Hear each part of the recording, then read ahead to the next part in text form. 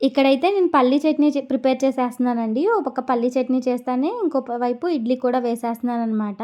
అదేవిధంగా మా హస్బెండ్‌కైతే కాఫీ పెట్టిచ్చేసేయాలి. పిల్లలు, మా హస్బెండ్ అయితే ఇక హాల్‌లో కూర్చొనున్నారు టిఫిన్ కోసం. వాళ్ళకైతే ఇంక టిఫిన్ రెడీ చేసేయాలనమాట. ఇక ఫాస్ట్‌గా అయితే ఇక్కడ టిఫిన్ రెడీ చేసేస్తున్నానండి.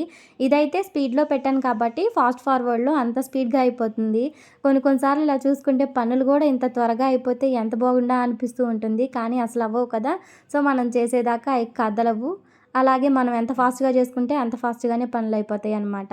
ఇక ఇక్కడైతే పల్లీలైతే ఫ్రై చేశాను. పల్లీలెప్పుడు బాగా ఫ్రై చేస్తే మనకేంటంటే చేదొచ్చేస్తుందనమాట. ఊరక దానిపైన స్కిన్ రాలుతది కదా! ఆ విధంగా ఫ్రై చేసుకుంటే సరిపోతుంది. ఇక మా పిల్లలు ఏం చేస్తున్నారా అని ఎళ్తే టీవీ చూస్తూ ఉన్నారనమాట. మా చిన్నోడైతే ఎప్పుడు చూసినా సరే వీడియో షూట్ చేద్దాం అనుకున్నప్పుడల్లా 'దమ్ముంటే పట్టుకోరా షికావర్తు' ఆ సాంగ్‌కయితే డాన్స్ చేస్తూనే ఉంటాడు. సో, చాలా కామెడీగా ఉంటుందండి. ఈసారి ఎప్పుడైనా సరే వీడియో షూట్ చేసైతే మీకు నేను పోస్ట్ చేస్తాననమాట. ఇక ఇక్కడైతే పచ్చిమిర్చి ఫ్రై చేసేస్తున్నాననమాట. పచ్చిమిర్చి చూడడానికి లావుగా ఉన్నాయి గదా! సో, మంటుండవనుకున్నాను. కానీ చాలా మంటున్నాయండి. అలాగే మనుషులు కూడా చూస్తానికి మెతకగా ఉన్నారనుకుంటే చాలు, వాళ్ళ లోపల ఎలాంటి కుళ్ళు కుతంత్రం ఉందో మనకైతే తెలీదు కదా!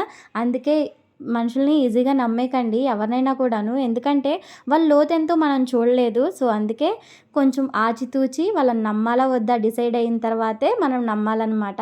ఇప్పుడు ఈ పచ్చిమిర్చి సంగతి కూడా అలాగే ఉందనమాట. మంటుండదులే అని చెప్పేసి కొంచెం అంత ఎక్కువ కాయలే వేశాను. బాగా మంటనిపిచ్చిందండి. పోపేసేలేకే తగ్గిపోద్దిలే అనుకున్నాను. కొంచెం అంత వాటర్ కలిపిన తర్వాత అంత మంటేం లేదు. ఇక ఇక్కడైతే ఇడ్లీ పెట్టేస్తున్నాననమాట. ఫాస్ట్‌గా పిల్లలకి ఆకలేస్తుంది కదా అని చెప్పేసి.